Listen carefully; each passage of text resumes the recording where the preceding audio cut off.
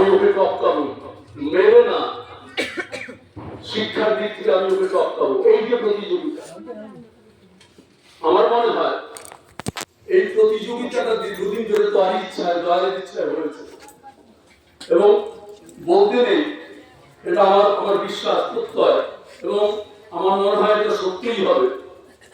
তাহেরপুর এসব পার্শ্ববর্তী অঞ্চল সমূহে যতদূর আমরা জানি, তাহেরপুরে যে সৎসঙ্গের যে প্রবহমানতা, সৎসঙ্গের যে দীক্ষার যে একটা সঞ্চালনা এমন একটা জায়গায় পৌঁছে গেছে, যেটা একটু পার্শ্ববর্তী কোনো জায়গায় এর সঙ্গে তুলনীয় হবে না, তুলনা করা যাবে না। কম বেশি আমার নলেজে যা আছে, তাহেরপুরে এবং পার্শ্ববর্তী অঞ্চল সমূহের মধ্যে 2000 ঊর্ধ্ব পরিবার দীক্ষিত তাদের ঘুরলে কম বেশি। এটা হয়েছে